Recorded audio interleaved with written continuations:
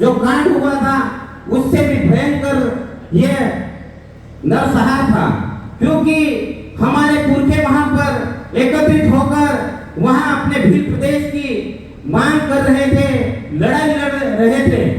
लेकिन अंग्रेजी जो ब्रिटिश हुकूमत थी उन्हें ये रास नहीं आया, क्योंकि जो हमारा भील प्रदेश था वो कोई बॉर्डर लेस नहीं था।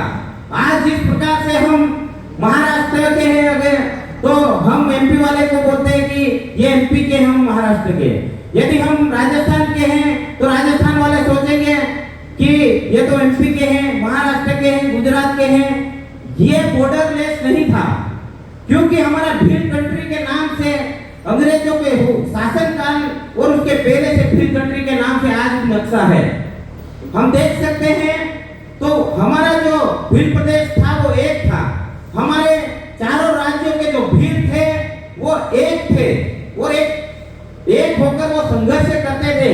लेकिन अंग्रेजों को और जो उनके जो गुलाम लोग थे, जो राजा रजवाड़े थे, उन लोगों को ये रास नहीं आया कि आदिवासी यदि एक हो गया, भील एक रहेगा तो ये देश उनके हाथ में हमें सौंपना पड़ेगा। ये देश उनका है, इस देश के मालिक आदिवासी है। ये उन लोगों को पता था, इसलिए उन्होंने बड़े षड्यंत्र के साथ में हमारे आदिवासियों को, हमारे भीलों को 4 भागों में टुकड़े कर दिए। आज हमें उन 4 टुकड़ों को पूरा एक करने में इतना समय क्यों लग रहा है, ये हमें विचार करने की, सोचने की बात है। क्योंकि हमारे पुरखों का जो बलिदान है वो बहुत पुराना है। दिलीप सिंह जी भूरिया जो आज प्रकृति विलीन हो गए, उन्होंने बोला था कि हिंदुस्तान बना दूंगा। जब मध्य प्रदेश और छत्तीसगढ़ एक था, लेकिन उन लोगों को मालूम था कि यदि ये भील प्रदेश बना तो भील प्रदेश के अंदर जो आदिवासियों की जो शिक्षा की बात है, जो आदिवासियों की सांस्कृतिक परंपरा रीति रिवाज की बात है, जो आदिवासियों के जल जंगल जमीन की बात है, जो आदिवासियों का जो खनिज है उसकी बात है, तो उनको पता था कि यदि भील प्रदेश बना और भील एक रहे तो ये हमें कुछ भी आगे नहीं आने देंगे और ये इनका हक लेकर रहेंगे।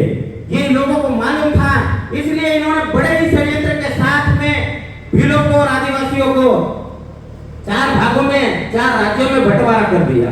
कितना बड़ा षड्यंत्र किया इन लोगों ने। देश आजाद होने के बाद में संविधान बना, संविधान लागू भी हुआ। संविधान लागू होने के बाद फिर हमारे साथ एक षड्यंत्र हुआ। क्या षड्यंत्र हुआ? जब सिलेक्शन और इलेक्शन 2 चीज इस देश में है प्रणाली, हमको सिलेक्शन का अधिकार क्यों नहीं दिया, ये विचार करने की बात है। आज इलेक्शन हम करते हैं, वोट तो हम दे रहे हैं, चाहे वो पार्टी कोई सी भी हो इस देश में, हर पार्टी को हम वोट कर रहे हैं, लेकिन व्यक्ति के सिलेक्शन का अधिकार हमें नहीं दिया। यदि आज हमें सिलेक्शन और इलेक्शन दोनों का अधिकार दिया होता तो आज भी हमारा भील प्रदेश भी कब से बन जाता, आज हमारा जल जंगल जमीन सुरक्षित रहता। आज आप सोचिए कि पूरे देश की एक जैसी स्थिति है, वो क्यों है? आज हमारी बहन बेटियों को खुलेआम मारा जा रहा है। आज जल जंगल जमीन के लिए जो लड़ाई लड़ रहे हैं, क्योंकि उनका अस्तित्व, उनका जीवन, उनकी आने वाली पीढ़ी जल जंगल जमीन से जुड़ी हुई है, तो उनको मालूम है कि इसके नीचे जो खनिज छुपा है, जंगल में जो कीमती लकड़ियां है, जो जमीन है, वो हमें विकास के नाम पर चाहिए। आज हमारे आदिवासी भाई बहन, आज झारखंड, छत्तीसगढ़, आज मध्य प्रदेश, आज महाराष्ट्र, गुजरात, आप कोई सा भी जिला उठाकर देखिए, आज जल जगत जमीन के लिए वो मरने मिटने के लिए तैयार है, क्योंकि उनका अस्तित्व ही वही है। आज हम गरीब भले हैं, आज हमारा समाज गरीब शोषित जरूर होगा, लेकिन वो अपने दम पे कमाकर खाता है, भीख नहीं मांगता है। आज आप देखिए, इन लोगों के पास पैसा है, लेकिन इनके पास जमीन नहीं है। इनको व्यापार करने के लिए जमीन चाहिए, और हमारे समाज के पास जब तक जमीन रहेगी तब तक वो इस देश का मालिक बना रहेगा। इन लोगों को मालूम है कि आदिवासियों को खत्म कैसे किया जाएगा। आदिवासियों का जंगल छीन लो, आदिवासी खत्म हो जाएगा। आदिवासी की जमीन छीन लो, आदिवासी खत्म हो जाएगा, आदिवासी का जल छीन लो, आदिवासी खत्म हो जाएगा। ये षड्यंत्र ये लोग जानते हैं पहले से, और आज वही हो रहा है हमारे साथ। पूरे देश में एक जैसी स्थिति बनी हुई है। हमको इससे कैसे छुटकारा पाना है, विचार ये करने वाली बात है। ये बातें हम मंचों पे बहुत करते हैं, बात करके चले जाते हैं, लेकिन इसका समाधान कैसे है? मैं वर्तमान में तमाम पूरे देश में कई संगठन बने, कई पार्टियां बनी, लेकिन वर्तमान में जो भी इस देश में जो चल रहा है, जो एक नाम और एक ब्रांड बना है, मैं उसका उदाहरण देना चाहूंगा कि उन्होंने कैसे कामयाबी हासिल की। राजस्थान में आदिवासी परिवार का निर्माण हुआ। आदिवासी परिवार में जिस प्रकार से आरएसएस पूरे देश में राज करने के लिए उसको कितना साल लगा, विचार कीजिए। उनके भी कई पुरखे पीढ़ियां खत्म हुई होगी, उसके बाद आरएसएस ने घर घर फोटो काटे, रोटी मांगकर खाई, सब किया। पूरे देश में प्रचार करने के बाद धर्म का प्रचार प्रसार करके और बीजेपी का निर्माण किया, और बीजेपी को निर्माण करने के बाद आज पूरे देश में उनका कब्जा है। यह सोचने वाली बात है। हमको भी उसी प्रकार उनकी तर्ज पे ही हमको उनको जवाब देना पड़ेगा। आज जिस प्रकार से छत्तीसगढ़, झारखंड और इनमें हमारे आदिवासी भाई लड़ाई लड़ रहे जल जंगल जमीन के नाम पर है, उनको नक्सली के नाम पे मारा जा रहा है। क्यों? क्योंकि उनकी जो आवाज है वो विधानसभा लोकसभा तक नहीं पहुंचेगी, तब तक कुछ भी नहीं होने वाला है। इसलिए जो राजस्थान में आदिवासी परिवार का निर्माण हुआ, 2015 से शुरुआत हुई और वर्तमान 2025 चल रहा। इस बीच उन्होंने 4 एमएलए और एक मध्य प्रदेश में 5 एमएलए और एक एमपी बना दिया, सांसद बना दिया बांसवाड़ा डूंगरपुर से। वो कैसे किया? उन्होंने सबसे पहले जीरो से शुरुआत की। कैसे? ग्राम से, बीसीसी यानी ग्राम समिति, उसके बाद में बीसीसी बनाई, ब्लॉक एकीकरण समिति, ग्राम एकीकरण समिति यानी गांव-गांव, जिसको हम ग्राम सभा के आज बता रहे हैं कि ग्राम सभा के माध्यम से हम अपनी लड़ाई लड़ते हैं, जल जंगल जमीन को सुरक्षित करेंगे, 13-3 की बात करते हैं। तो वही ग्राम एकीकरण समिति का गठन किया, फिर ब्लॉक एकीकरण समिति का गठन किया, उसके बाद डिस्ट्रिक्ट यानी जिला एकीकरण समिति का गठन किया, और उसके बाद में विग बनाए। उन्होंने आदिवासी परिवार यानी कि ये जो बैनर है उसी हिसाब से बैनर बनाया, ना कि संगठन नाम नहीं दिया। उसमें आज भी अध्यक्ष उपाध्यक्ष कोई भी नहीं है, उसमें सिर्फ संयोजक बनाए हैं। उसमें आज भी संघ पद द्वारा मामला नहीं रखा उन्होंने। उसके बाद जिला एकीकरण समिति बनने के बाद उन्होंने भील प्रदेश मुक्ति मोर्चा बनाया। भील प्रदेश मुक्ति मोर्चा बनाने के बाद में उन्होंने भील प्रदेश युवा मोर्चा बनाया, यह विग बनाया आदिवासी परिवार के। उसके बाद में भील प्रदेश विद्यार्थी मोर्चा बनाया, उसके बाद में भील प्रदेश महिला संगठन बनाया।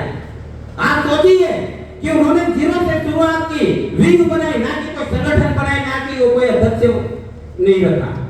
कल हम गए थे सीसीसी यानी कि एससीसी का गठन किया, एबोरिजन कंसुलेशन काउंसिल, उसका गठन किया। तो भवर दादा ने कल बोला कि यार हमने जब ये आदिवासी परिवार का गठन किया तो नुक्ते का कार्यक्रम था, घाटा जिसको बोलते, वहां पे उन्होंने जो कार्यक्रम था वहां पे बोला, तो दूसरे लोगों ने उनकी हंसी उड़ाई कि अरे यार ये कैसा संगठन बना जिसमें कोई ना अध्यक्ष है, ना कोई उपाध्यक्ष है, ना कोई पदाधिकारी। तो भवर दादा ने एक ही जवाब बोला कि ये जितने सर दिख रहे हैं वो सब अध्यक्ष है, इतना ही बोला। आज वो लोग मुंह छुपाते, आज उन लोगों को जवाब मिल गया। तो मेरे कहने का मतलब है कि हमको सबसे पहले जितनी सामाजिक विंग है, सामाजिक संगठन है, उनको मजबूत करके, जिस प्रकार से आरएसएस बीजेपी ने और कांग्रेस ने देश में राज किया, हम भी हमारे आदिवासियों को विधानसभा लोकसभा में भेजकर अपनी आवाज को बुलंद करके हमारे जो कानून पास करवाने हैं, जो हमारे जल जंगल जमीन को बचाना, वो वहीं से बचेगा। आज इन लोगों ने वहीं पर जाकर हमारे कानून को खत्म कर रहे हैं। तो हमें उसी की तर्ज पर काम करना है। हमको आदिवासी परिवार के माध्यम से जिस प्रकार से उन्होंने बीएपी लाए, भारत आदिवासी पार्टी का निर्माण किया, आज आपके सामने उदाहरण है पूरे देश में। आज उसको राज्य स्तरीय दर्जा मिल गया। तो हमें उसी प्रकार से आगे बढ़ते हुए आज भील प्रदेश को बनाना है। ये चारों राज्यों में ये जब एक जैसा हमारी विचारधारा हो जाएगी, हमको स्वार्थ छोड़कर ये लड़ाई लड़ना पड़ेगा। हम जैसे संगठन बनता है और संगठन के पदाधिकारी होते हैं और हमारे संगठन में क्या होता है, बिकने का काम होता है। कोई पार्टी लालच दे देती है तो हम उनके गोद में जाकर बैठ जाते हैं। तो हमारे समाज की हम बात करते हैं, लड़ाई लड़ते हैं, या कोई ईमानदारी से जो वर्षों से संघर्ष कर रहा है उनके संघर्षों का क्या, हमारे पुरखों के संघर्षों का क्या है, ये हमको सोचना पड़ेगा। भील प्रदेश बनाने के लिए हमें एक कदम पर बैठना पड़ेगा। अभी भोपाल में पहला सेमिनार रखा था एसीसी का, दूसरा रायपुर छत्तीसगढ़ में रखा था और तीसरा अभी 11, 12, 13 को अभी राजस्थान के डूंगरपुर में रखा था। हम डूंगरपुर गए, हम यहाँ मुख्य अतिथि के रूप में हमें बुलाया था, इसलिए आज वहां से 250 किलोमीटर तो हमारे वहां से और 450 हुई है, चलकर हम वहीं से डायरेक्ट आ रहे हैं।